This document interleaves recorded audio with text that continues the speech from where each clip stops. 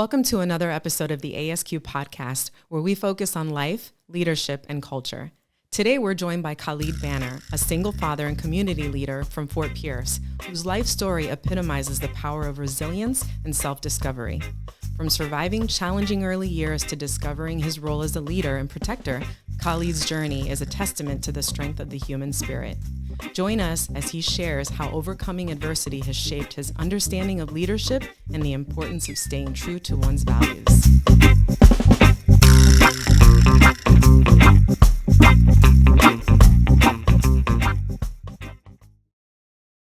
Well, hello, sir. How you doing? Doing good. How we doing? I'm doing excellent, man. I'm doing excellent. Hey, Khalid, thank you so much for coming to this podcast episode of the Source Quest ASQ podcast. I asked certain people to come in to do this show with me because I find them interesting. And then you and I have known each other. We just met this year, right? Mm-hmm. And one of the things that was so exciting when I first met you was your desire to get better. You know, your desire to improve, your desire to grow as a man. So thank you for giving me that opportunity. So to be able to share your story, because I believe that it's a powerful story. So what is it that when people listen to this podcast, what is it that you want people to get out of? For the people that's listening, I would like for them to, out of this, I would like for them to hear my story, hear everything that I got on my mind, and hopefully if someone can relate to what I got going on, they can benefit off of the things that I'm trying to benefit off of, or I can Mm-hmm. get from you, or just, I believe in making the community better. Black community, especially as a black man, um, I definitely look forward to helping anyone I can based off of the information and the testimony that I have. Mm-hmm. Excellent, awesome. Well, so let's get started, man. One of my first questions that I ask people is like, where were you pitched? Meaning, like, we're thrown into the life, right? We're just thrown into life. We don't Mm-hmm. get to decide where. We don't get to decide who we are born into. So tell us about where were you born, your type of family, and so forth and so on. And let's start there. I was born in Fort Pierce, born and raised in Fort Pierce, um, born in a single home. My mom had me at the age of 16. Mhm. She was pregnant at 15. I had a very young family. I think when my mom was 15, my grandma was in her early 30s. Mhm. So, my mom didn't really raise me as much, but she was always in the picture. My Mhm. grandma raised me. When I tell you, like, they was like very close in age. Like, my mom would go to a club and she would see my grandma there at the club, type young. So, Mhm. yeah, I came from a house full of women. Okay. I lived in a like one, a two, 3 bedroom apartment with 12, 13 people. I was the oldest boy, oldest Mhm. grandson out of 8, 9 of us that lived there. And it was just as adults, I was raised by females. Mhm. And So, how was that early experience, right? Because there's a lot as a young person to first seeing your mom and your grandmother so close in age, and then also um, being around so many people, so many family members growing up. How was that experience as a child for you? um, as a child, it was tough. It was tough at first because, I mean, we didn't live the luxury lifestyle. Like we Mhm. live, paycheck to paycheck. My grandmother was handicapped. She couldn't really work, so she was the one that was always home. Mhm. My mom was like my dad, and my grandma was like my mom. So, Mhm. my mom was being the provider.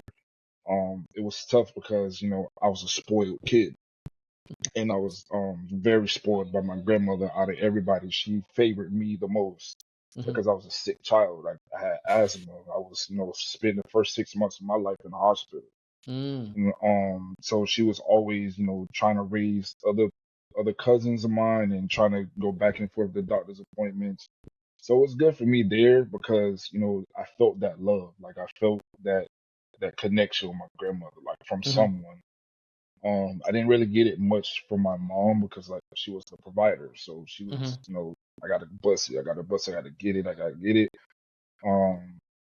But then with the experience with that, and living in that household again, it was tough because it was a lot of eyes. There was not much privacy. Granted, as a kid, you don't really need privacy, but it was just a lot. Like it was a lot.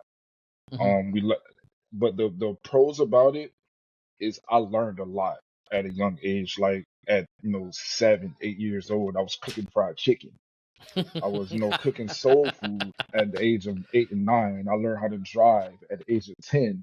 Oh wow. Um, my grandmother was you know what I'm saying, she trusted me to walk to the bus stop, and it was like 3, 4 blocks away.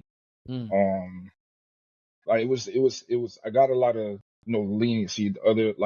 I got more space compared to the society today and kids. Like we have to shadow our kids these days. But back then with me, I pretty much got to do whatever I wanted to. Now, as the oldest of the kids, right? Mhm. And being your grandma's favorite, the dynamic of you and her being so close affected your other siblings and your Oh, other they cousins? they hated it.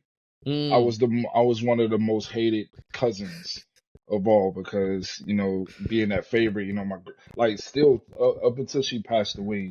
mhm, Up till I was like, this was in 2019. She passed away. She always made sure when I get off of work, I got a plate, in the mm, microwave ready for food. She always did my laundry. I didn't start doing my mm, laundry too. I knew how to do laundry, but I never had to do my laundry up until she passed away, which was mhm, 5 years. Um, and how it affected all the other kids is they didn't like it. I know I was always the kid to get beat up on because it was jealous of the attention I was getting. mhm, I had one cousin, at the age of 2. For me, I had one cousin, my oldest cousin, the oldest one. She tried to drown me because she was mm, jealous. Um, it was always a jealousy. Like my mom, like being her being a provider, she would buy me video games, and the cousins would break it, mhm, or like they were always ganging up on me, trying to beat me up and stuff like that. But I mean, that made me very strong. So now you mhm. can pinch me, I won't feel it. Yeah. It was just a lot of jealousy. Yeah. Take me back to the cooking because I love cooking. So tell me back, like how was your grandma? How was that? How did she pass that down to you and show you? How was that experience? Because that's a beautiful experience to have as it, a it kid. was it's a beautiful experience now, but as a Uh-huh. kid, it wasn't. Oh, It okay, was it okay. was it was it wasn't something that I wanted to do. It's something that I had to do. Mm, And my grandma was more of a do this or I'm gonna beat you, okay. or do this or you either do this or you're not gonna eat type. But and then as an adult, as you think about it, it's like, she really prepared me for the adult life. But as a kid, it's like I want to be a kid. I want to, go outside and play. I don't want to sit here and as a kid, folding clothes and doing laundry Hmm. and cooking dinner and stuff like that. But it was great to know that one day my grandma can go. My grandma could have left all of us in the house at the age of 10 and knew that everybody was going to eat when she was Hmm. gone because I was Hmm. able to, cook dinner, or everybody in the house was able to fend for themselves. So that was a great part about it. I was able to do that as a kid. Now, you said that your mom was a hustler. She Hmm. had to make sure that you guys were well taken care of, that you had everything that you needed. How Hmm. was that growing up, not having her there all the time or being more consistent or more available to you? It was definitely tough because for one, my mom was, although she was a hustler, she was very hot headed. She Okay. always kept 2 jobs. But with her having 2 jobs in relationships, from relationships, I've seen her in and out of relationships. Um, she ended up becoming a convicted felon.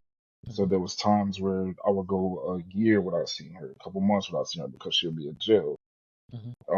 That again, that was tough. It was nice because I always knew that we had a roof over our head. But as a kid, you don't think like that. Like Hmm. you don't think about having a roof on your head or worry about the light bills and stuff like that. Like I took that for granted as a kid because I Mm-hmm. didn't know.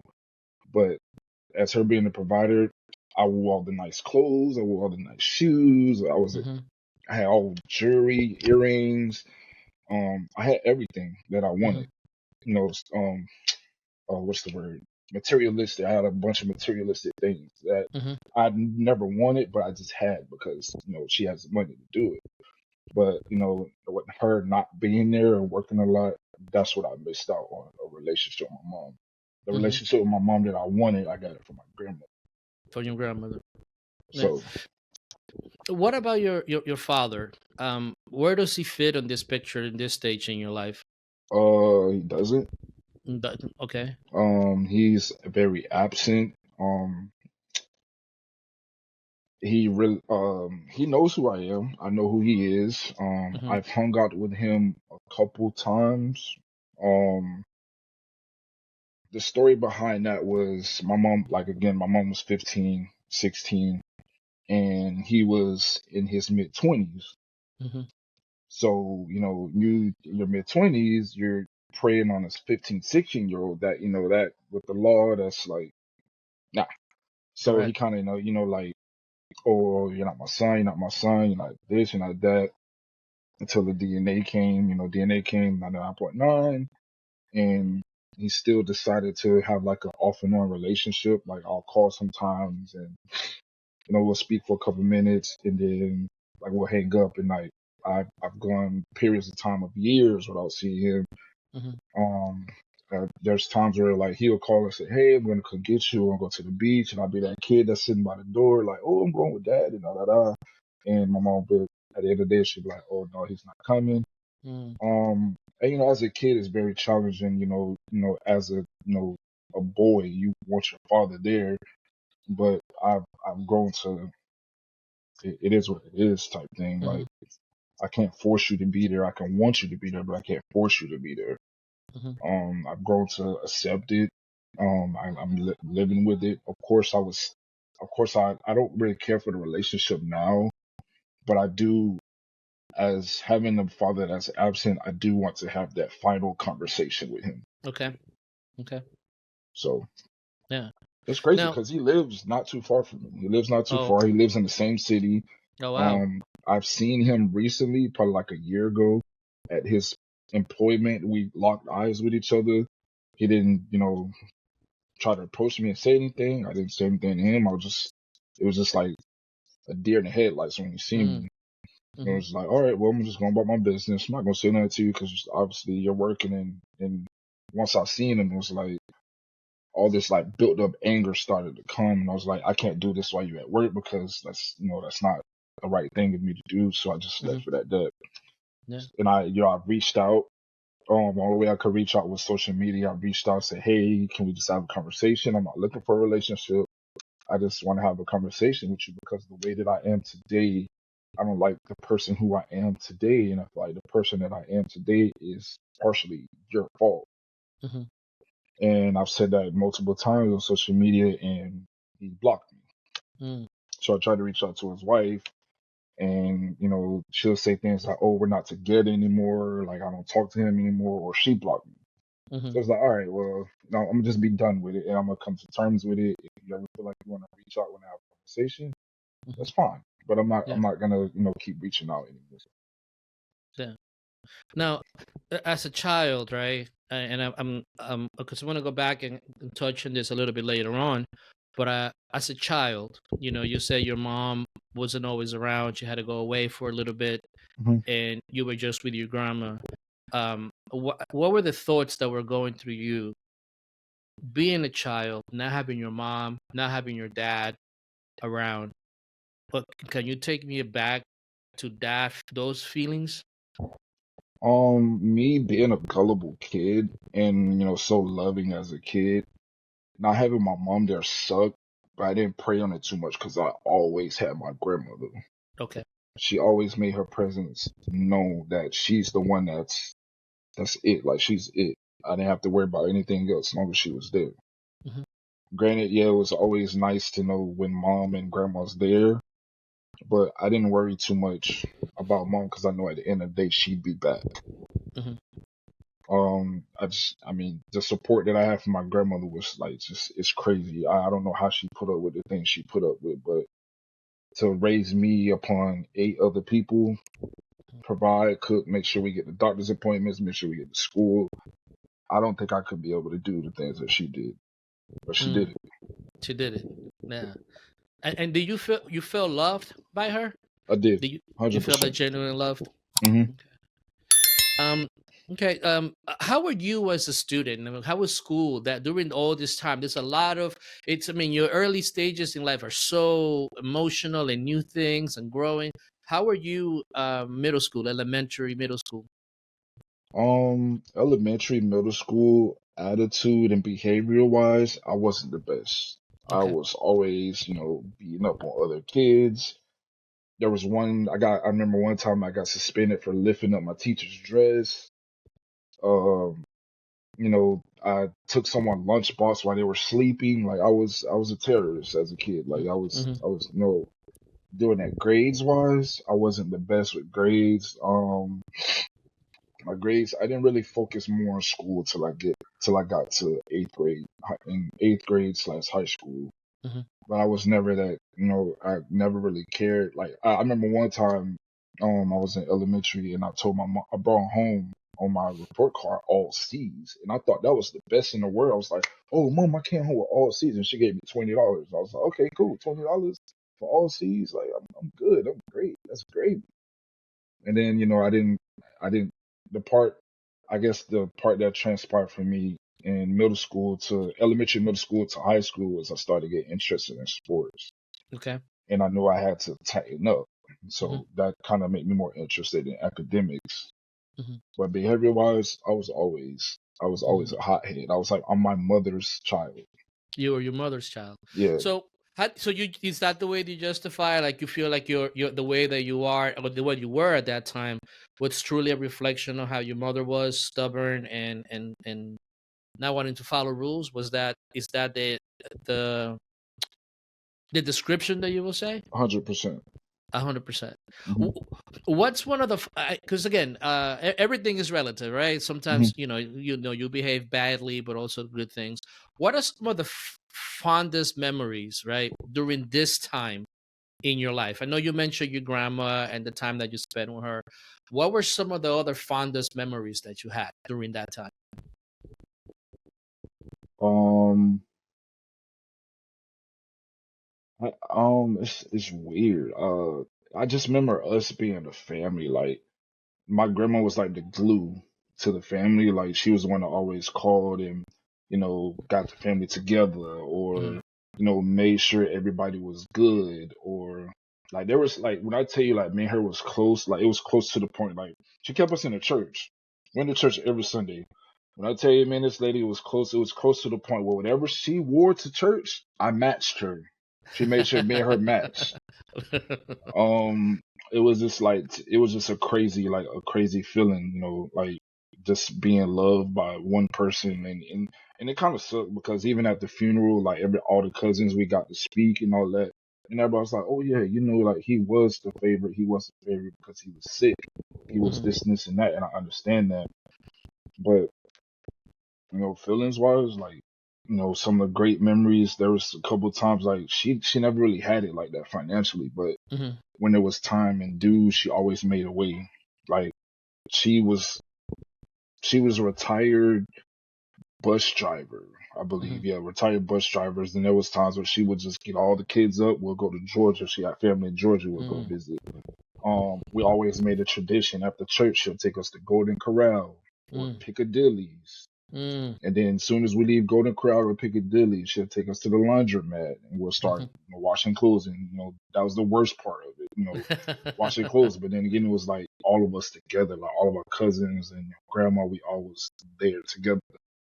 Yeah. Um, Holidays, she made it special for holidays. Like she always cooked a big dinner holidays, and she made like Thanksgiving dinner. She made it last all the way to Christmas. She just every like birthdays, she made everything special, like stuff that Mhm. we don't do these days. Like she always made everything special. She always tried to get the family together at least once a week, if not It a was couple times out of the month. yeah. I mean, and that's beautiful because we always talk about culture and things like that and Hmm. families, right? And having that cohesiveness is something that helps us grow up. And again, there's a beautiful memory to go back and say, wow, look how we all did that together. So that's thank you for sharing that. So let's segue and go into your high school year. You said that you started changing and you started realizing I need to do better your eighth grade and getting into high school. Can you tell me about that stage in your life? What were the things that you were doing? Which sport did you decided to go to, and what motivated you to do that? So, middle school to high school, I was, still kind of short, and I was always a fat kid. I was a fat, short kid. Hmm. And again, not having my dad in my life, not having a male figure in my life at that time. I did have a male figure in my life, but I'll get to that towards the end. Hmm. But still just being stuck around women, I never had no one to really teach me like hygiene or how to clean myself as a man. So me being in middle school, there was times where like my cleanliness is I'm just spraying Axe on my body Mm. and I'm going to the gym and I'm sweating and like, sweat and, spray is not a good mix. So I used to get picked on in middle school, say, "Oh, you stink," and stuff like that. And I was like, when I used to be like get my hair cut, it was like almost bald, and that was not the wave back then. Nah. I used to get joked on about that. And then what really was the kicker for me was I had a lot of acne, like Okay. everywhere, and I used to get joked on and stuff for that to the point like it like messed me up mentally. Hmm. Um, that didn't really go away until after high school. Um, but I started, like cleaning myself a little better. Hmm. Um, what else? What really transpired was mid eighth grade towards the end of the year, I started to get taller. Okay. Don't know where it came from. I was like 5'3", 5'4" in eighth grade. Ninth grade, I Uh-huh. was already 6 foot. Oh wow. So yeah. So then and it's crazy because I'm the tallest one in my family on my mom's Uh-huh. side and my dad's side. So I got introduced into basketball. Mm. Started playing basketball a little bit. I was like, this is something that I kind of like. Something that I don't mind doing. And I went to my middle school was I went to Lincoln Park, so Lincoln Park is Hmm. 6 through 12. So I was Yep. at the same school from middle school to high school. Um, Me being 6 foot, I tried out my first year and I made varsity. Mm. So I was like, okay, yeah, Varsity as a freshman? varsity as an eighth grader, As an eighth grader. as an Wow. eighth grader, yeah. Okay. So I learned the fundamentals of that. Became very good at it. I did put up big good numbers. Not my first year, obviously. When I got to 10th grade is when I really started taking it a little bit more serious. Hmm. Because I started like producing a lot more and getting away a lot better. Um, yeah. I think Yeah. basketball is what really motivated me to be better, Yeah. get better. Was there a coach or was there someone in this time that kind of like really took you under their wing and show you what you were capable of and pushed you in that direction? There was a coach that helped me. He passed away last year. But that wasn't until I got in my junior year. Hmm. My junior year is when I like really, junior year is when you start getting the offers and you're allowed to talk to Hmm. coaches and stuff like that. My junior year, I was averaging a double double every game. Mm. So coaches looking at that like you're six Whoa. foot and you're averaging double double as a center. I was playing center because I was the tallest person in my school too. Oh, okay. So, and I'm a center, 6'2", going against other centers at 6'8". So Mm. I'm like, yeah. I had this one coach. He was my AAU coach. His name is Lorenzo. Lorenzo, huh? Lorenzo, yeah, I love Lorenzo. yeah. So he took me under his wing. Started playing AAU. He actually got me a lot better. Hmm. He took me all the way to North Carolina, a bunch of places, to try to work on my game and get better. Um, I came back when I came back from Christmas break with him, different beast. That's when I started Hmm. getting. I only got 2 offers from basketball, but I ended up not taking neither one of them because of Mm-hmm. something that happened after high school. Um, yeah, that coach was Lorenzo. Mm-hmm. He saw something that no other coach did. Like that was my high school coach. My high school coach wanted me to, play center, but Lorenzo was like, "Hey, man, you got a jump shot. You can shoot it." My high school Mm-hmm. coach was like, "No, I want you to post up. I want you to be a post player." Lorenzo's like, "Nah, you can shoot the ball. You're fast. You're fast as a center because you're only 6'2". Mm-hmm. You can, expand your attributes, like expand Mm-hmm. it." And I didn't get that with my high school coach. So I feel like, man, my high school coach was like neck and neck because he wanted to keep me at this spot. But Mm. Lorenzo was like, nah, you can do way more than what you're doing in high school. So that was the coach that, and after he passed, it was like, that's crazy. Yeah, yeah, yeah, yeah. No, I know that he was battling for quite some time. Yeah, So, but I know that in in this community, he's done and he did a lot of he did a great lot. things, a Hmm. lot of great things. So I had the pleasure of working with him for a couple of years. So, but I know what kind of man he really was. So, um, so then so you are a star, right? In high school, you are. Not to How did brag, but I was kind of decent. you were nice? You were Yeah, nice. yeah. So coming from that that sense of abandonment of dad and mom and having doubts in middle school and people picking on you, now you're the man, right, on campus. How did that transform you as a person? Um, it definitely made me more mature, and it definitely made me more humble. Okay. Because having not only my family on my corner but other people that's outside my family, friends, basketball coaches, like teachers, like it was crazy because I feel like my principal had a crush on me. And she'll make, when I come to school, she'll like, first thing she'll do is greet me when I get off the bus. Hmm. It's like, oh, let's make sure you go to get breakfast. You got to eat. You got a game today, so let's make sure you get your breakfast. She And then just wanted she'll, that trophy, right? She just wanted that yeah, trophy. yeah. And then, we get to lunch. It's like, oh, make sure he gets 2 pizzas, or make sure he gets Mm, double the food. Make sure he's not hungry. mm, I definitely felt the love. Like just to walk around school and see like the cheerleaders, like they'll have my number written on their face or a poster. They'll just hmm, have like my jersey and like a couple like pictures of like me making a layup on a poster, or just just to walk down the hallway and people say, oh, have a good game today, or start clapping like, oh, we're gonna win today, and stuff like that was like a great feeling, like just hmm. having it other than your family. Like I didn't really get much from my family because um again, like they had to be providers, so they could never really show up as much. Yeah. But So I your had it mom, at school.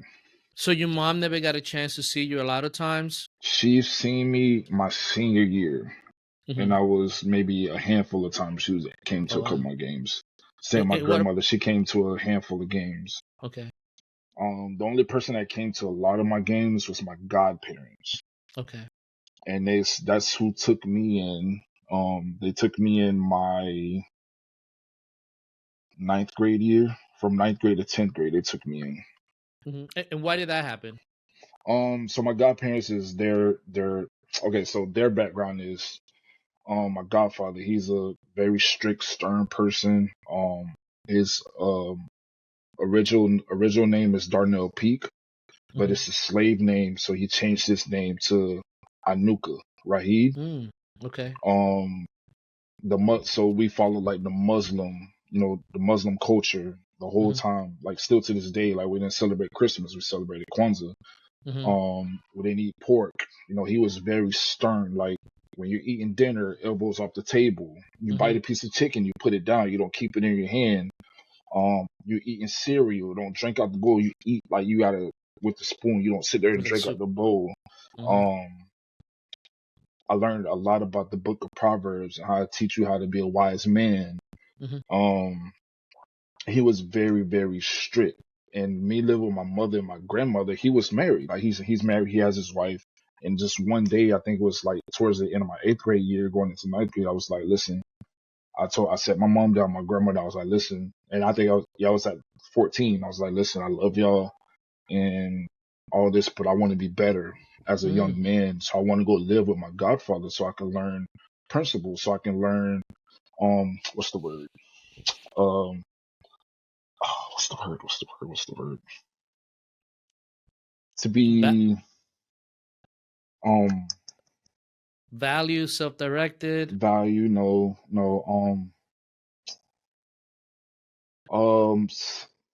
discipline. So disciplined. I can Okay, learn discipline. discipline. Mm-hmm. That was my main. That was like I just want to move them so I can learn how to be disciplined, Mm-hmm. so I could learn how to be a man. Yeah. And we all sat down together and we agreed, and then that's what I lived with from my ninth grade to 10th grade year. Now, what do you think was it in you, right, at 14 years old, to say to yourself, I want better, and I know that they could give me better. They could help me with discipline. They could help me with these things. Because as a 14-year-old, that's a big level of self-awareness that comes from that. Hmm. To be able to realize, like, wait a minute, I need more than what I'm getting. I know they love me and I know Hmm. they care for me, but I need something better. And to be able to bring people together to help you with that. What was it about you? What came over you? Because that's an Yeah. amazing thing. So what happened was at the age of 13 or 14, mind you, I could cook my own food, I could wash my own Mhm. clothes, I could do everything. I just didn't have that discipline. Mm. Um, I was, in and out of school. I was in middle school, going to school like I was in high school. I was up at 6 o'clock and I'm out of middle school by 2 o'clock. Mhm. Instead of these regular kids that get out at 4:30, whatever. What it was for me was, my grandmother and my mother allowed me to do too much. Mm. And I didn't, regardless, like it's not that I didn't want to like be a kid anymore, but I felt like I was being too much of an adult at the age of 14. Mhm. Um, But how did you arrive at, again? I mean, I'm baffled, right? Because as a 14-year-old, right, you want to be hanging out with your friends. You want that mm, freedom, but you realized, my no, this godparent, yeah, my godparents was able to support a lot more because my godparents had 6 kids. okay. Their oldest was a girl. The two younger one, was 2 boys, and they both were in sports too. Yeah. So me being with them, they was around my age. Like my other god brother, he's the same age as Okay. me, was born in the same year. And then Mhm. the one below him, he's like a year below us, but they played football. Mhm. So it was just like like he was a very wealthy man. He did bail bondsman tax. So we would travel over the world. We traveled Mhm. United States in Mhm. just a couple of years. Like he would take us out on trips in the summer. When the spring break, he'd take us to Cali, Las Vegas, in a little RV. All the kids would go Mhm. travel. And part of that kind of was like, yeah, I kind of want to do that because I wasn't able to do that with my mom and my grandma. Just be able Mhm. to get up one summer and be like, hey, we're gonna go to Cali for the summer, no problem. And then the simple fact that they really supported their kids, with sports and everything that they did, and I didn't get that from my mom and grandma. I got that from them. Like Mhm. when I started living with them, if my godfather didn't show up, my godmother was there every single Mm. game. Every Mhm. single game she was there. But my godbrothers, they went to Westwood. I went to LPA, and then we got my god sisters, which is way younger. When I was in high school, they was in middle school. They went to Mhm. LPA too, and they Okay. played basketball as well. Okay. So it was like back and forth. Right? If they're not at my basketball games, the girls' basketball games were at the boys' football games. So Mhm. it was a household full of sports. Like we was just Mhm.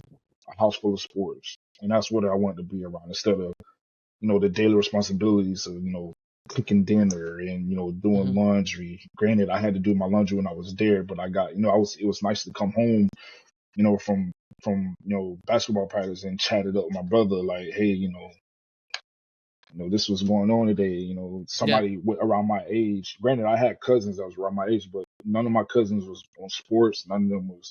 They wasn't. They wasn't driven to do anything like I Yeah. was, and my Mhm. godbrothers was, and I didn't have a phone or nothing to communicate with them. So I was like, yeah, I get to come home and chat my brothers and say, hey, this will happen at school today or Mhm. whatever the case may be. You mentioned that you were doing this, right, and you made this decision, but your brothers kind of like were left behind, Hmm. a little bit, right? How did that make you feel? How did that make them feel? And kind of how did that relationships develop With my godbrothers. with your other brothers? Um, only have one brother Mm-hmm. on my mom's side, which he passed away the same year my grandma Oh, passed away. okay. Me and my brother, we never really had the connection relationship like that because um I wanted to do something with my life Mm-hmm. and he wanted to be in the streets at the age of 12, 13. He went through something, very bad. He watched his best friend get shot and killed right in front of him. So that Mm-hmm. kind of turned his life around from being, the good guy to, oh, I got to get back and all this. So me and him never really, like it was like this up until when my grandmother passed away. Like we became more closer, Mm-hmm. but was kind of still like he was kind of still living his life, and I'm like, well, I got kids at that point, so I ain't, I can't be living the life that you live in. I still love Mm-hmm. you. I'll do anything for you that doesn't put me or my kids at harm. But you know what I'm saying? It's we live in two different lives, and I don't want to live the life that you live in. Mm-hmm. So So now you consider, your godparents' kids your brothers and your yeah. sisters now. hmm How did that relationship develop over time? Um, well, it started from when I was a kid, like all the Mm-hmm. way when I was up until like maybe 3 or 4. He was there the day I was born. My Oh, godfather wow. was in the hospital the day I was born. I'm literally named after my godfather. My Ah. middle name is Anuka Rahid. His name is Anuka Khalid Rahid, and my name is Mm-hmm. Khalid Anuka Rahid. And then my last name Banner. Oh, So my okay. mom named me after him because he was like a cop. Like my mom, remind you, my mom was 15, 16. And Mm-hmm. at that point, my godfather was a cop. And my mom was Mm-hmm. very hot headed. She used to get in trouble a lot. He used to be that cop that's like, nah, you need to tighten up, type thing. So when he found out that my mom was pregnant, he was like, oh, I'm taking him under my wing. I'm Mm-hmm. taking whatever child you have was a boy or girl under my wing. And that's what he did.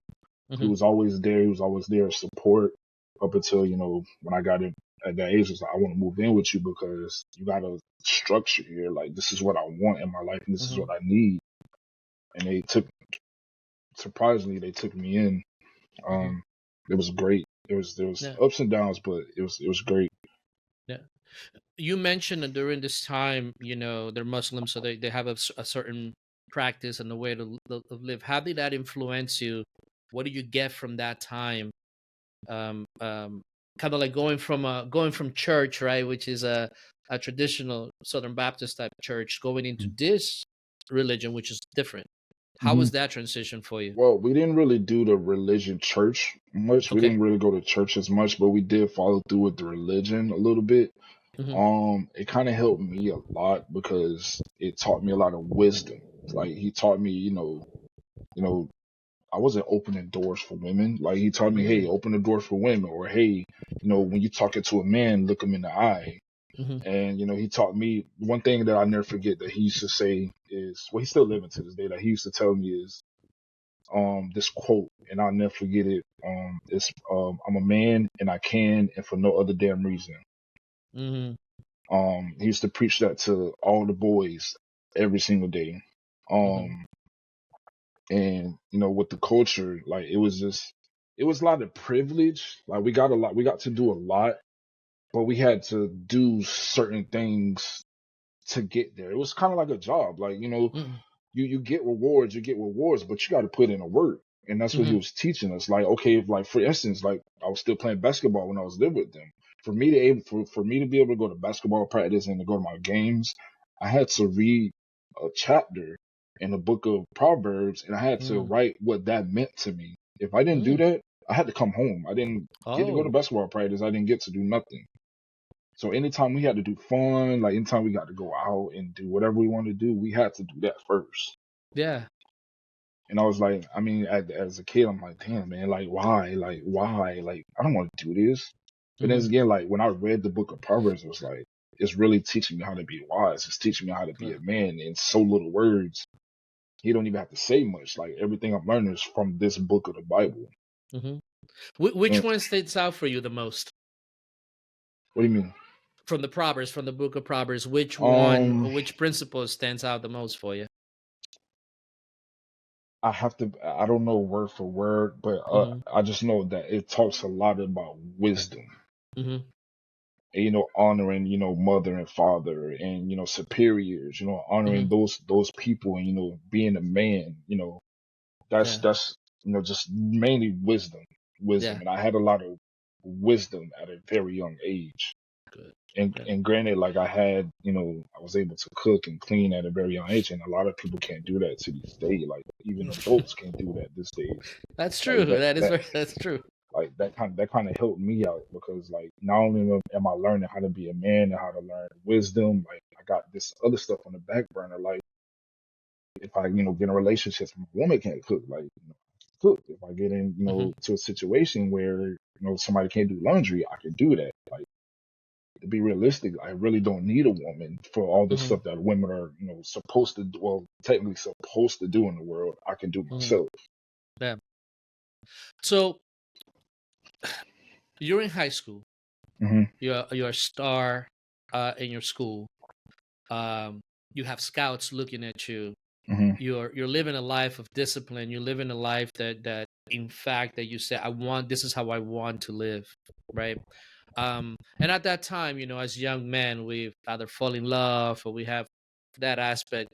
Did anything like that happen to you? Kind of like love from or was it something else like have a girlfriend or have friends? How was that part of your life during high school? Um, up until 11th grade, I didn't really take girls serious. I had like a Hmm. little friend girl here and there, but I was really focused on basketball in school. Okay. I didn't really have no focus on that until 11th grade. I did meet someone. She was like, I want to consider, I guess she's my high school sweetheart. She Hmm. graduated a year after me, and she went to a different school. She went to Central. I always told myself to never date anybody that went to the same school as me. I don't Okay. know why, I just didn't want to. Okay. But I ended up meeting her, and we was together from, for 10 years off and on. Mm. Um, do I regret it? No, because a blessing came out of it. But, part of me is like, I should have really focused on, what I was doing, school and, basketball, because I wouldn't be living the life that I'm living today if I Hmm. focused on her. Hmm. If I didn't focus on Okay. So I guess this leads me into that part, right? You said that you in which you had scouts looking at you. her. You had two offers, Hmm. right? What happened that you did not take those offers? Um, my senior year, I had a scholarship to RSC for basketball, Hmm. and I had a scholarship to Georgia Tech. Oh Um, wow, Georgia yeah, Tech, yeah, Georgia Tech, crazy. Marbury, Yep, Marbury land. yep. So, the little, what is it, the honeymoon stage, the young love and stuff like Hmm. that. Well, at least Hmm. what I thought was love, whatever. Um, my senior year, towards the end, I had turned 19, and she was still in her junior year, Hmm. and just me being blind by love or whatever, she kind of like pranced up on me to, have a kid. Mm. And at first I'm like, nah, I kind of want to focus on, uh, school and basketball. So I no, no, no. If not, like, there's no need for us to be together. And I was like, girl, we're 18 and 19. I don't even got a job. I'm still in, like, I just graduated, Hmm. and you're still in high school. No, no, no. Let's have kids. So just me being blind to it, I was like, whatever. Ended up getting pregnant, and she had a miscarriage. Mm. Um, so I don't know why that was like a sign. Like that should have been the first time for me to just chill, like relax. But it was like, no, she was like going through it, and she's like, I want to try again. So we ended up trying again, and I graduated in June of 2012. She ended up getting pregnant, and I had my son that August of 2012. Mm. Oh wow. Um, so after he was born, everything as far as basketball, scholarship, all that, I had to let it go because I was Mm. like, I'm 2 months fresh out of high school, so I gotta get a job. I gotta, be care to take care of my son. There's one thing if she was graduated with me, she's able to work and I'm able to go do sports or whatever, but she was still in high school. Yeah. She was going into her senior year. So I'm Hmm. like, what I'm saying? I can't expect my mom or her grandma to take care of my son. Like, this is my responsibility. Hmm. So I had to, let everything go and go get a job. and I Yeah. started working at Golden Corral. Okay. So a question for you, because that's a hard chapter, right? That's a Yeah. very difficult time. So a couple of questions. First, how do your godparents take this situation? You know, they were there for you, they supported you, they gave you all this wisdom and knowledge, right? How did they take that? Um, my godmother, she's the more nicer one. I would Mm-hmm. go to her before I go to my godfather because Mm-hmm. he's the more strict and he's like, but I knew as a man, I had to go to him instead of go to my godmom because she would have just sugarcoated everything.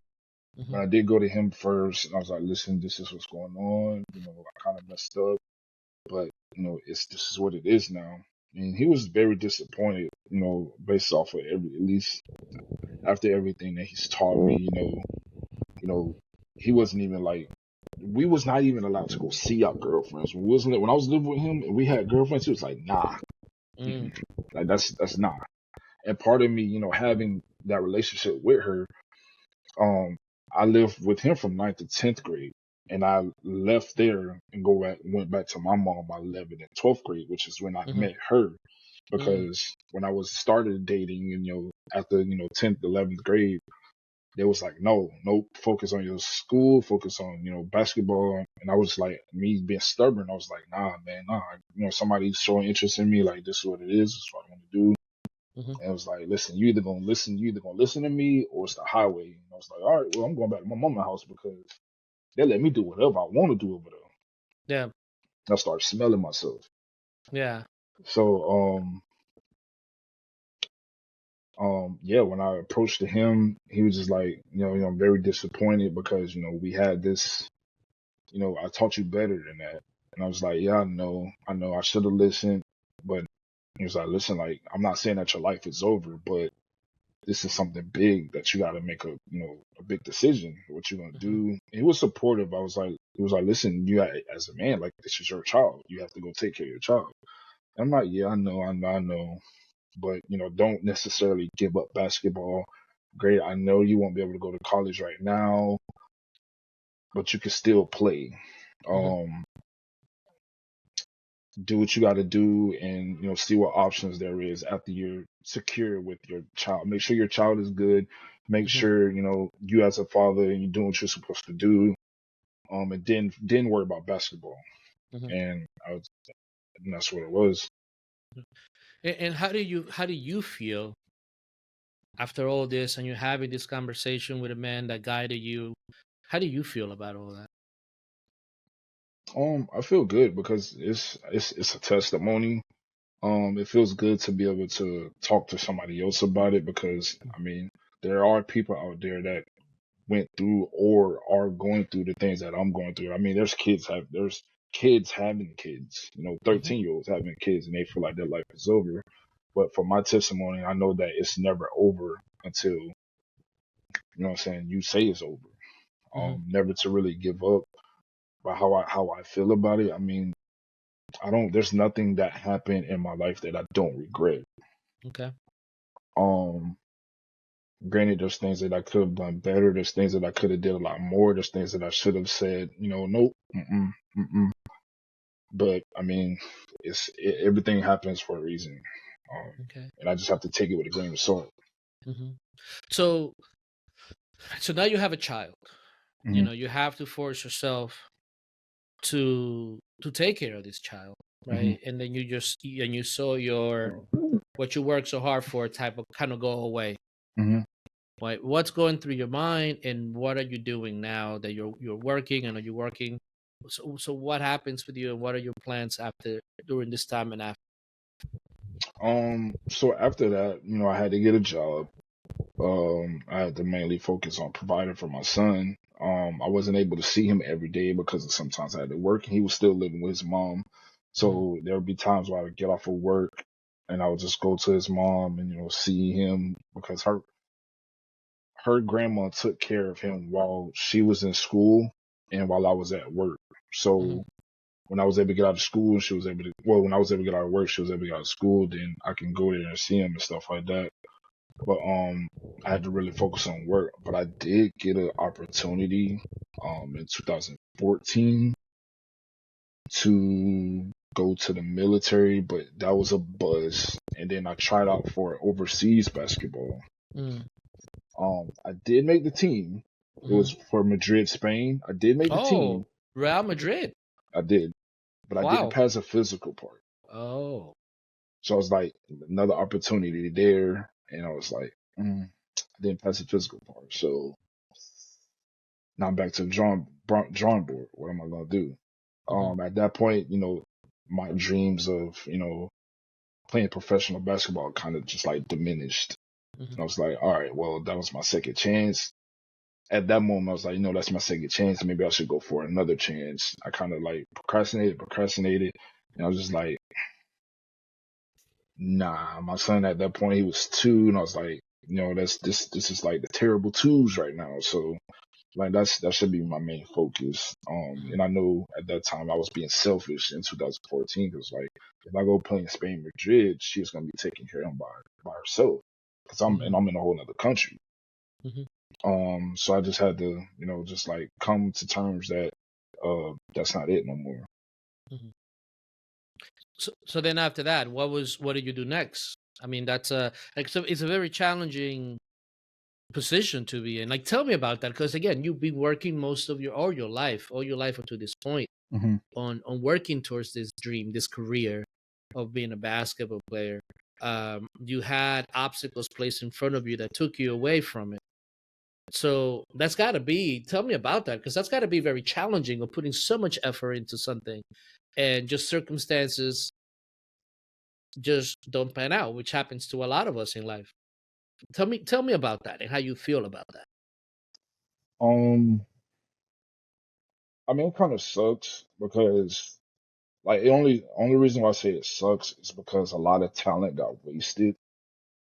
And I know that if I would have, kept through with what I had planned to do, I would be somewhere. I wouldn't be where I'm at today.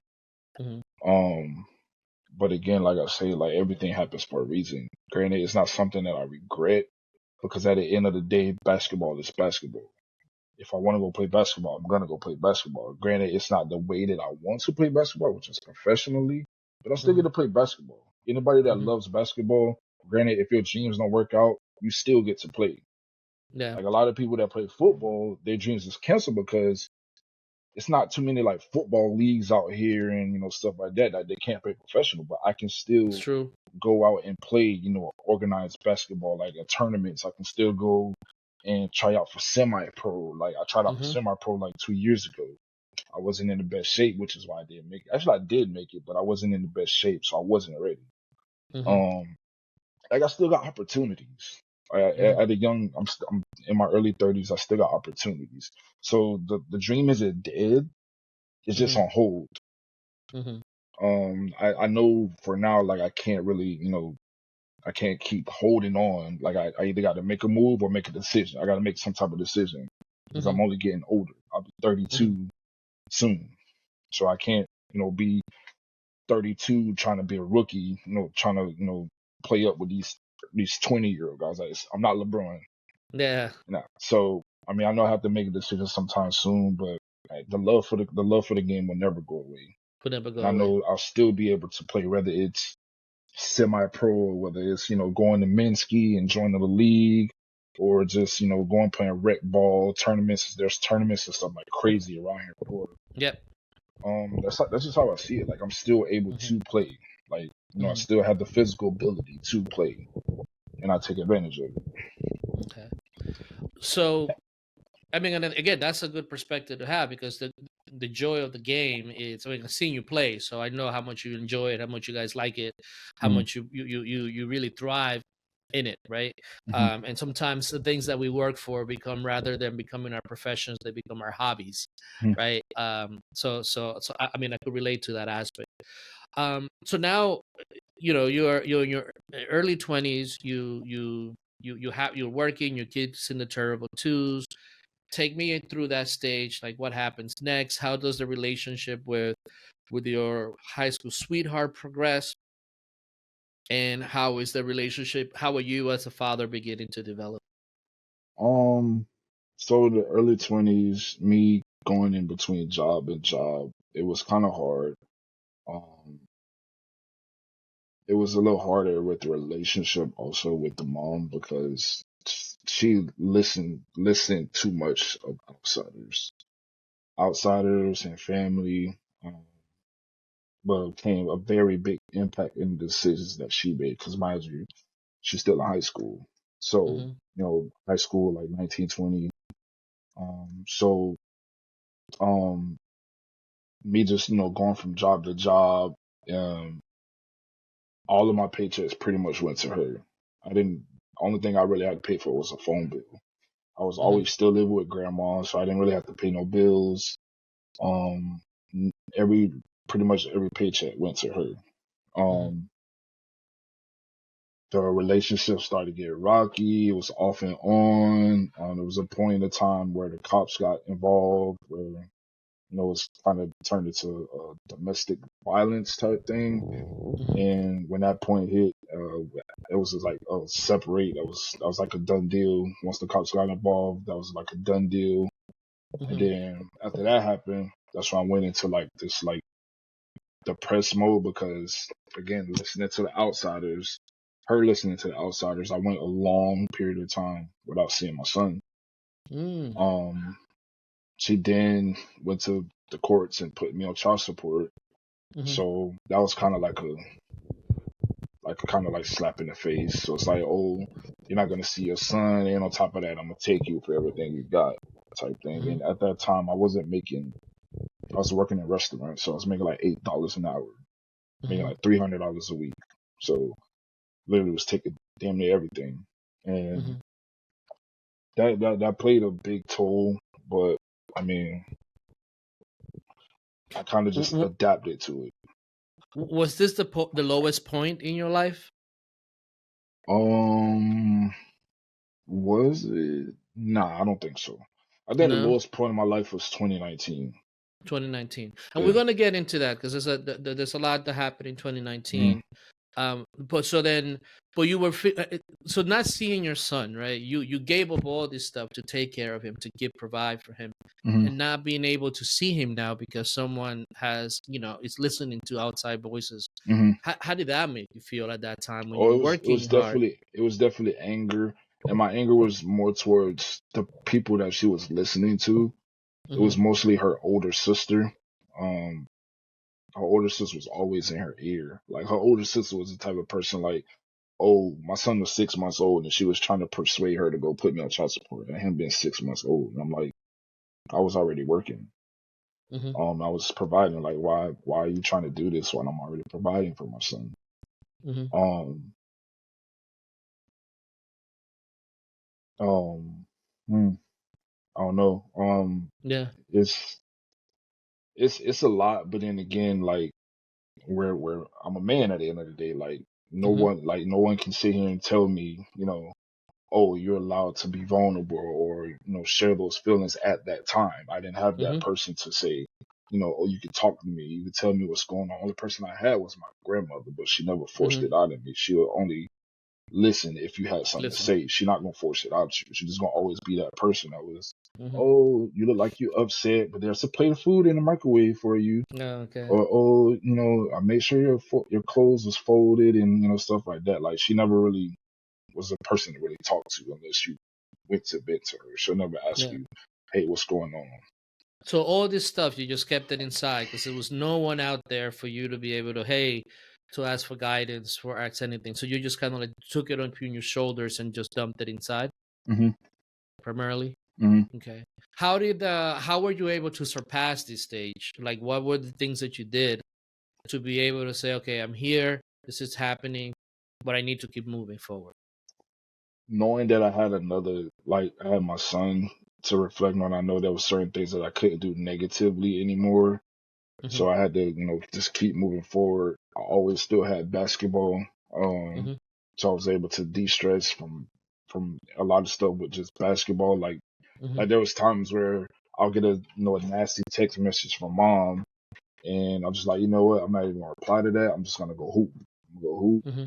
get Mm-hmm. my mind off it. And I always relied. And when I didn't have basketball, like if I sprained an ankle and I couldn't hoop or whatever, I always had my video games. Okay. So I always had something to help me, with the stress, whether At that time, it was either basketball or it was video games. Video games, yeah. And that's how you spend the downtime. So now Yeah. you're progressing, right? Now you're moving forward. You're still taking care of your business. You're put on child support. You're taking care of your kid. When did you start seeing him again? Um, it was off and on for like 2 years. Mm-hmm. I know when he was 2, when he turned 2 is when I stopped seeing him, when she stopped letting me see him.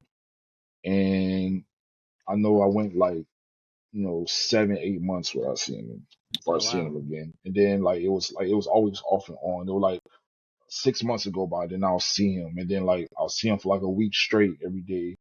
And then it'll be like another 7, 8 months before I see him. It's like, So it's almost like going back and wanting your father and your mom to be around, but now it's happening to you. Like you want that again. You want that love from your son, but it's not there anymore, hmm and it's almost like a tease. yeah. So how does how does the situation come to a solution? Because I know that now you have a good relationship with your son. So how did that turn about? She ended up calling me or texting me one day and said we need to talk. And I was like, all right, no problem. We talked and she was like, listen, he's getting like too much. I can't do it by myself. And I was like, I mean, you never really had to do it by yourself. You chose to do it by yourself. Mm-hmm. So it's like, I've always been here. I'm not the type of person that's going to sit here and try to chase you. Like, I'm not, I'm going to always reach out. Hey, how's my son doing? Hey, can I see my son? Can I see my son? If it gets to a Mm-hmm. point where you just stop replying, you're not going to keep replying. At this point, why keep wasting my time? I'm just gonna continue living my life. But I always reached out, always tried to make it known that I cared and I was, asking for how he was doing and stuff like that. Mm-hmm. But it took for her to, I don't know, maybe it was getting a lot on her. She was still trying to find her way, Okay. in the work field, what she wanted to do at work. And I was at that point I was still working, so I Mm-hmm. was able to help and provide more and give more time. Just like, oh, it's a lot, I gotta work, so I need somebody to watch him. It's like, all right, yeah, Mm-hmm. cool, I'm gonna get my son, yeah, let him Yeah. Yeah. let him come, yeah. Mm-hmm. So when it got too much for her is when I came back, in the picture. and then And then, yeah. and then like it was a lot for me, so my mom helped a lot. So my mom was Okay. able, like, when I'm at work, he's home with my mom. When I get off Mm-hmm. work, then I take over, Mm-hmm. type thing, because we both had to work. And Yeah. granted, my mom was working, but she was working, like, my mom does like CNA, and like she worked in like with disabled people and go in their houses Mm-hmm. and stuff. So she was allowed to like have him with her a lot of the Mm-hmm. time, which kind of worked in my favor. I didn't have to pay for a babysitter.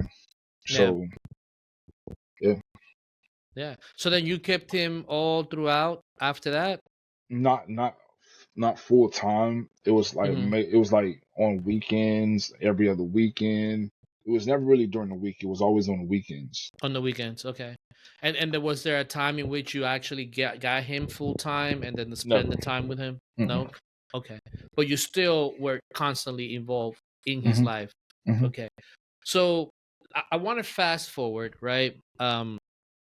To 2019 because there's a lot of stuff that's happened, right? hmm In your life in terms of the dissolution of a career, the dissolution of not seeing your child on a regular basis. And it's a lot of things that you continue to work, you continue to provide, and then you stabilize the situation, right? hmm But I want to fast forward to 2019 because you said that was the lowest point in your life. hmm So talk to me about that year. So before 2019 happened, 2018 happened. Okay. 2018, between the past of what happened between me and her to 2018, we was off and on. You know, never we was not much on as much as we was off. We Mm-hmm. was off at the moment. 2018 we kind of rekindled, and there was the first time we had moved in together. Okay. I was able to see my son every single day. Um, that was the end. That happened November, December of 2018. So 2019 come.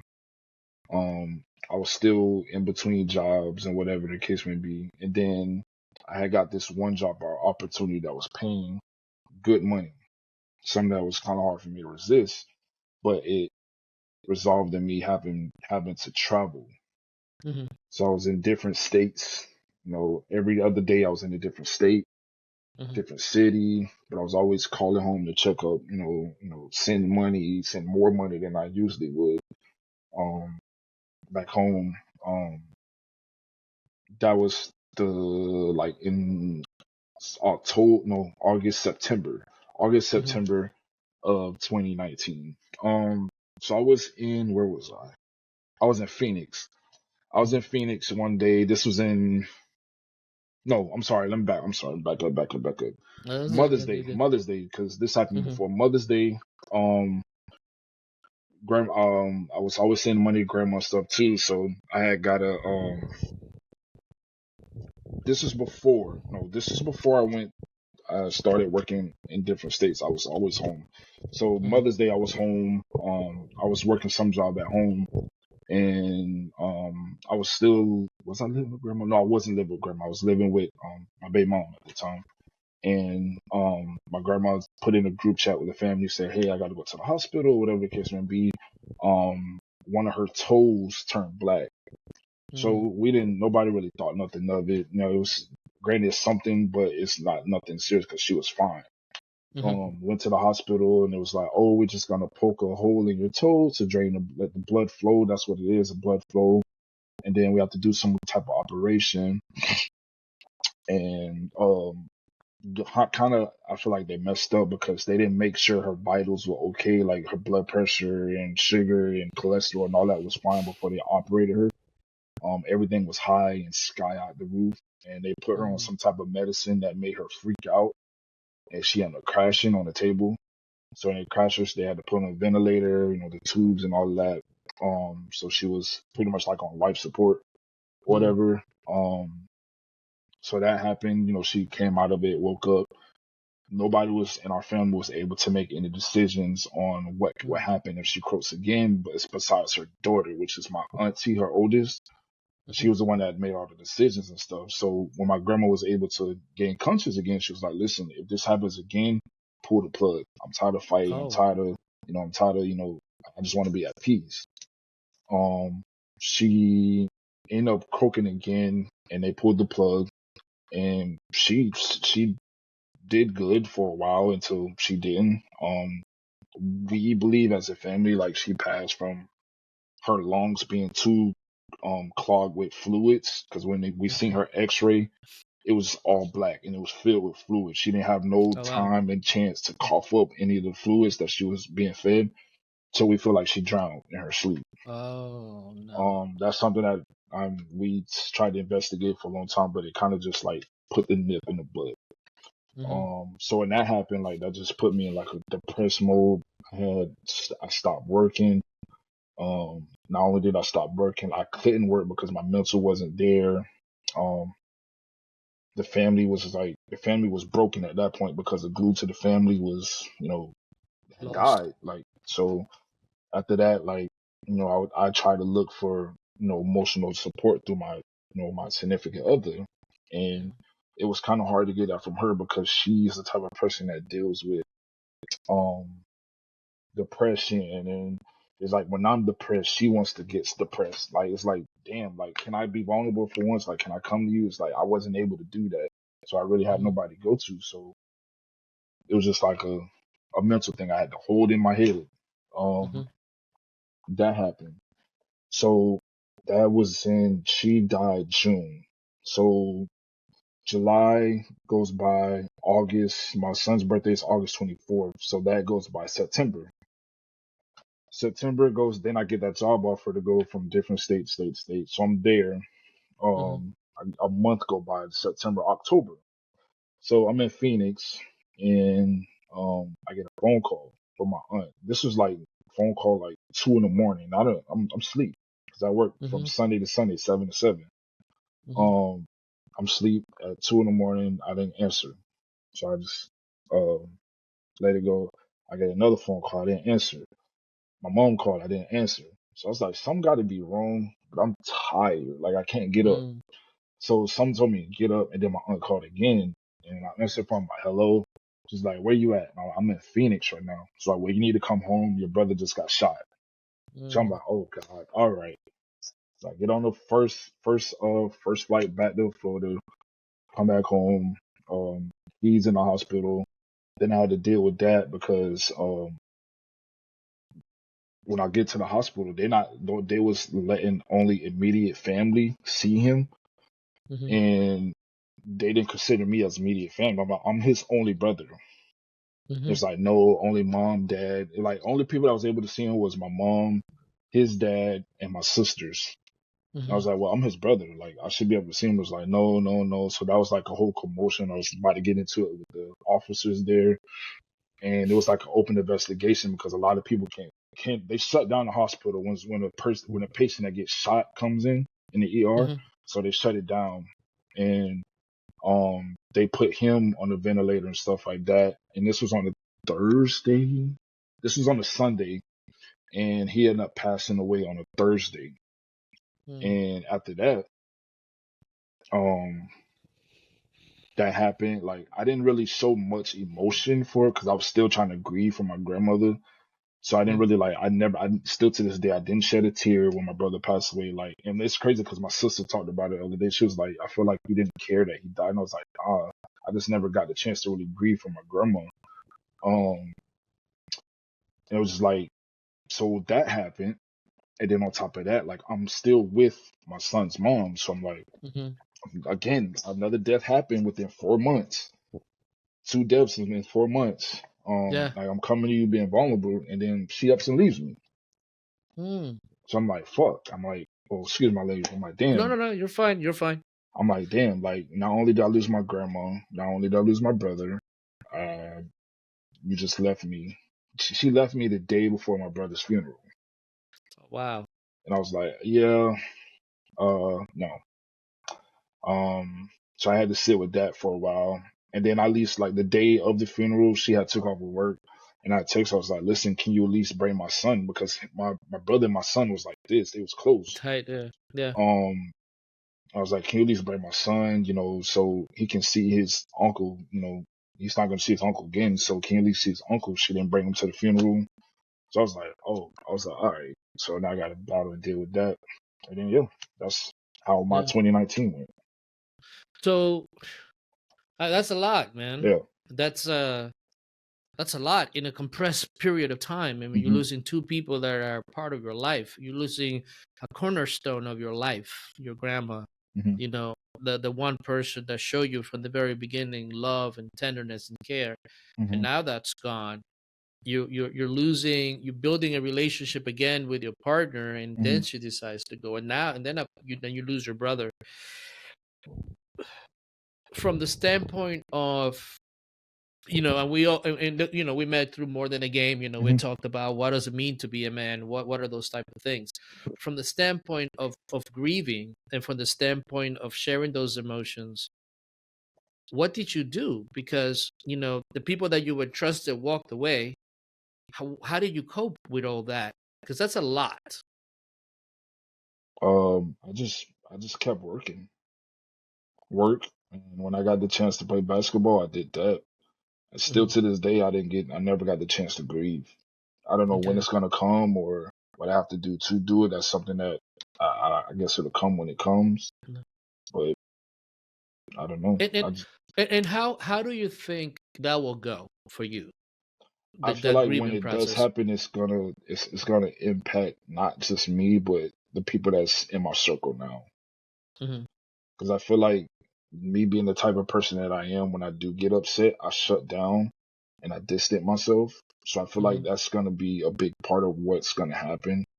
I'm gonna shut down and distance myself, and that's gonna affect the people that surround me Hmm. because everybody looks to me as the man, like Hmm. the one that provides, the one that does that. And I hope I don't get to that point where I shut down and get distant because I still got to be a provider. I still Yeah. got to be a dad at the end of the day. So, Hmm. I don't know. So So 20 in between 2019 again. I don't want to gloss that over because that's a big part No, right you now. good. That's a You big. good. It's all good. That's a big thing to even express. Like how often or anything have you expressed all this? Have you ever done it? This is the first time that you actually have put it out there, at Um, least. when I go to my mom's house, like me, my mom, and my sisters, we have conversations and we talk about this stuff like a lot. Mhm. Um, obviously my mom, like she went through it bad because it's her son, and she went through also bad with my grandma because her and my grandma was like this, like they would never get along, they always fight, and it hit her the most. Like she cried the most when Mhm. my grandma passed away because she didn't really get to have that good relationship with her mom before she passed, so it kind of ate her up. And now that her Yeah. son passed away, like her baby boy passed, like it was like a kind of bad thing. So Yeah. it's kind of bad on my mom and my sister, especially my little sister. I feel bad for my little sister because my little sister was a twin to my brother. Oh. So they was Okay. twins. It was like boy and girl twins. So when Yeah. her birthday comes, it's his birthday. Yeah. All that stuff. They deal with it like she deals with it how she deals with it, but it hit her pretty bad. Mhm. Again, with me, we just talk about it. I was the person that was able to be strong for them because I Mhm. didn't show not one emotion. Like I didn't show Mhm. emotion. I just kind of like built it in, and I was able to be there for them. And like it was crazy. Like it was obviously like the funeral was perfect. It was beautiful. But when I was at the funeral, it was just like it was nice to see how many people like loved my brother. Like it was crazy. Like it was a whole bunch of females that he used to talk to. Girls was at Mhm. the funeral passing. I'm like, God, Lee, like he used to talk to all these females, and it was kind of funny at the time. But then again, it was like, uh, it's not really funny about death, but it was like it's nice to know like how much support he had, growing up. Because I didn't think he really had it like that, but he did. We had a lot Mhm. of females, a lot of males, a lot of friends, like a lot of people there. The church was filled. I Yeah. was like, that's crazy. We had like a memorial service. Even one of his friends made a song about him on YouTube, and that Oh went wow. viral. I was like, oh, that's crazy. And they did a music video with all of us in it, like a whole bunch of people in the music video. It's crazy how much he made an impact on the community. Granted, he Mhm. lived in that street life. He made a big impact. Mhm. Wow. I mean, this is I was this is a lot Yeah, it's a lot. to It's a deal with lot. and overcome, right? Hmm. Now, so tell me now, as we kind of like begin to kind of like wrap it up, right? Where are you now? Um, you have gone through a lot of tribulations, Hmm. a lot of challenges, a lot of situations that took you places in which you perhaps didn't want to be in, but unfortunately because of situations happened to be in there. Hmm. You have overcome a lot of headaches, heartaches, Hmm. um, a lot of loss, a lot of Hmm. disillusion. you know you had a perception and an idea of what love was, right? And then that got disillusioned as well. And then you also mentioned about the fact that as a man, you're not even allowed to grieve, Hmm. because, and this is one of the things that we talk about all the time, right? Hmm. So where are you now? Um, As you begin to see like the present moment that's in your life. um, to describe it best, I think where I am, I'm just getting by. I Okay. think I'm just getting by. How I take it now is, yeah, I lost I lost my heart, and then I lost, a brother. The best thing that I that I just try to think of every day is be a better brother for my sisters. Hmm. Be a better man for my kids. Hopefully my kids will never have to go through me getting murdered or something like that, or them losing their dad at a young age, because my grandma was young. My grandma was born in 1957, Hmm. so she died when she was like 60, I think, somewhere Hmm. along the lines. So she Yeah. was the oldest. Like she was the oldest person in our family. Like we have a family full of young people, and she Mm. was the oldest. So I just try to take it for what it is. I don't really take Yeah. life for granted. Granted, there's no day that I wake up I'm not in the best mood. There's days that I wake up I'm in the best mood. Hmm. I just take it day by day, hour by hour, second by second, minute by minute. Yeah. And again, we one of the things that really captivate that made me, whoa, wait a minute. There's we met through more than a game. I give Mhm, you guys homework and things like that to go ahead and work on stuff. But there's an eagerness in you mhm, to really be better, mhm, to really grow as a man, to really be all these things that you perhaps didn't get when you were growing up, and that's something to be admired. And so then, what is something that you would like to do, or or that you would like to leave behind for your family, for the community that you grew up with, to the support that you have? Because I see you very involved in our conversations with mhm. men, right? Very involved, sharing and really showing support to other men. So what is it that you want to leave behind, and what is it that you would like to accomplish now? So a couple things. I'm an introvert, so it's very hard for me to open up. Even my fiance now, like she says the same thing. Like, you're more comfortable around my cousin, like more men than you are with me. Like I'm more open around other people than with her. And then I try to explain to her like, hey, I mean, that's just I feel more comfortable. Like, Brent, don't take it offensively. It's just, how I speak.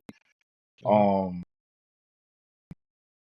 it's easier for me to be to open up more with people that been through what I've been through or somewhat similar, or someone that I can open up to and they have the best advice. Sometimes I just want to vent and for you to come to me and with some advice. And like sometimes, like there's sometimes I can vent certain things to my female that I can't vent to my friends. There's some things I can vent to my friends that I can't vent to my female.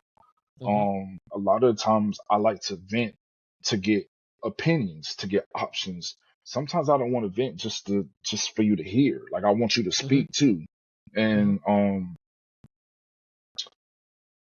what I part of being at more than a game, it kind of helped me a lot. You helped me a lot. John helped me a lot. I didn't even know about it until Jack, Dr. J, whatever, Yeah, Dr. told J. I told love me Dr. J. told me about it, and I was like, no, I don't, I'm a real quiet person, like I don't really, Hmm. nah. But once I did it, week 2, week 3, I started opening up more because I listened first. Like my godfather always told me, listen, you got 2 ears and 1 mouth for everything. You listen more than you talk.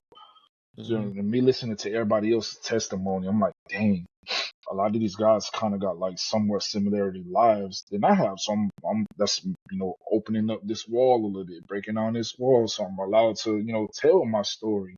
And I'm like, man, like this is cool because in life, like out here in this world, all you have is a lot of stuff that's built for females, like female groups, these classes that females take to open up, like these friend Hmm. groups, and then you have men.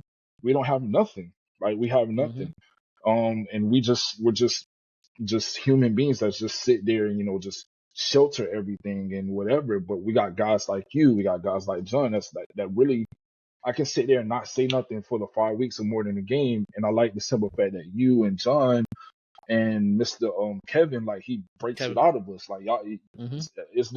there's not one person there. Even Jack, Dr. J, he's the most quietest person. Hmm. He don't Yeah. even talk much, and y'all brought Yeah. brought him out of it in the conversation. I Yeah. was like, wow. I was like, that's crazy, because he's my best friend.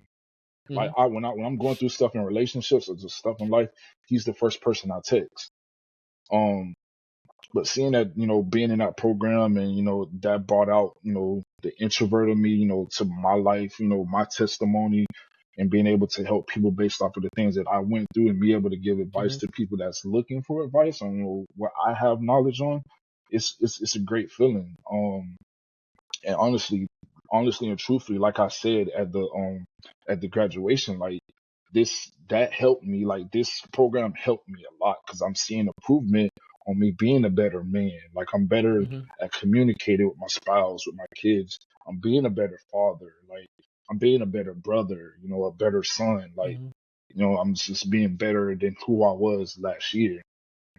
That's why I look forward to coming. I look forward to Tuesdays every single week. I look forward to Tuesdays. Yeah. So yeah, I mean, Yeah, I'm just trying to get you to come on Mondays and hang out with me and my good boy. So you know the invitation's always there. So it's you something I know. got to try to fit into my schedule because I'm a busy I know. guy. I'm a busy It's guy. listen. It's like it is. So I have a lot of people tell me it's like you go everywhere. And I say, look, I go where they are. I go where they're at. Mm-hmm. If they're there, I'm gonna go. It's like you know, I don't mind coming home at 9:30 at night.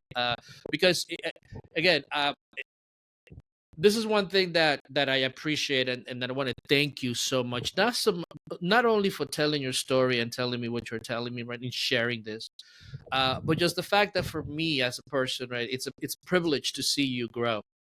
You know, it's a beautiful thing to see how Dr. J. I mean, he looks like Dr. J. He plays like Dr. J. That's why I call him Dr. J. Right. So, how willing you guys are, how willing you are to be vulnerable, Mm-hmm. to be open, to be able to put all this stuff down, right? And it's refreshing to see that in a culture in which, like you said, we're not allowed to as men to put things down. We have to carry it, you know.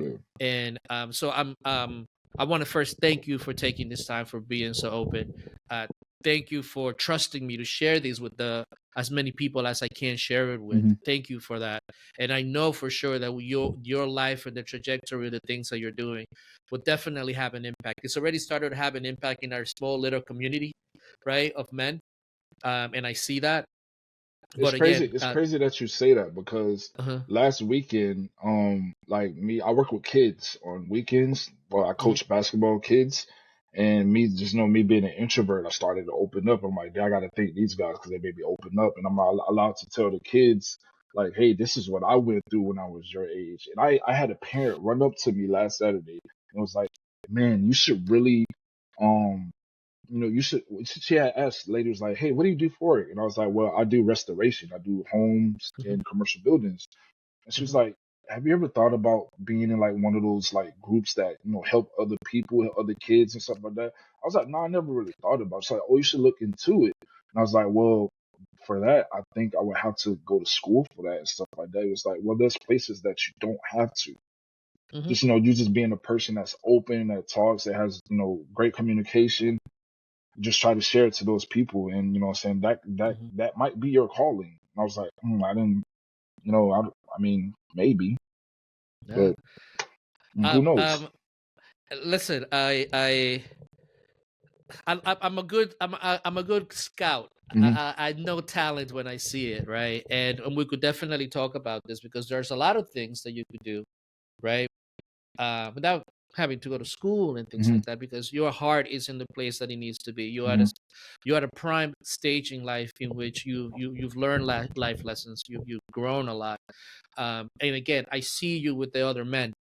I see how you interact with them. I see the care and the listening and the attention that you put into making things better for yourself, for your family, Hmm. right? I seen that. I hear the questions that you ask.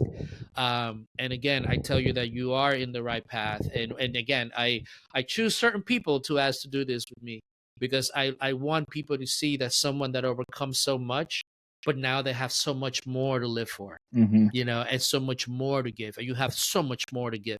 And but again, I appreciate it from, and I, you know me, and you know that I don't bullshit. You know, No, not at all. I am who I am. I am Hmm. who I am, you know, for better or worse, I am who I am, right? 100%. So but I appreciate it, man. And I love you, man. I think you're amazing. And I'm just looking forward to continue to do things together, man, and work together. Yeah, most definitely. Yeah. Most definitely. Are there any final words that you would like to say? Any final words to kind of like conclude this? Um, the best thing I could say to the community and people that are listening, just be yourself. Just like this guy Omar tells you, just like, Mr. Kevin, people that's listening, I really wish you guys can really come to more than a game. You can learn a lot. And this is coming from an introvert, somebody that don't talk a lot, someone that's not really vulnerable a lot. I'm very vulnerable in these conversations. I'm an extrovert in these conversations. I talk a lot in these conversations. You And ask a these lot of questions I too. ask a lot of questions because I'm very curious, and I don't have Yeah. nobody other than these guys that's in these groups that helps me. You guys can Hmm. really, really learn a lot, and I've learned so Yeah. much within this last season and I'm learning a lot this season. It's nice to see the guys that came back from last season. The guys that come back shows that they want to change. You know, people that's Mm-hmm. not there. I mean, obviously, probably the word's not out there enough.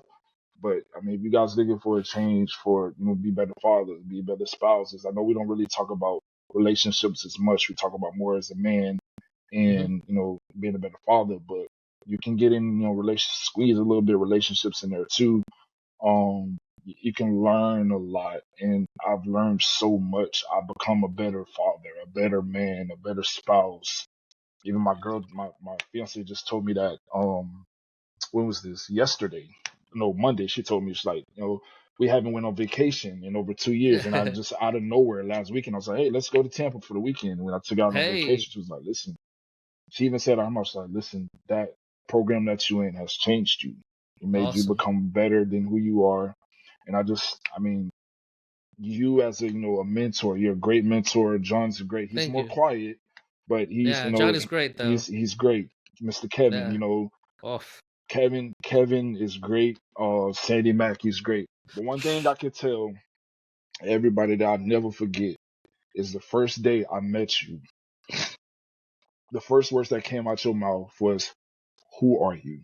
Ah, yeah. And that's something I'll never forget, because still to this day, being 32, going through all the tribulations, all the heartaches, all the headaches, I'm still trying to figure that out. And there's nothing wrong with that.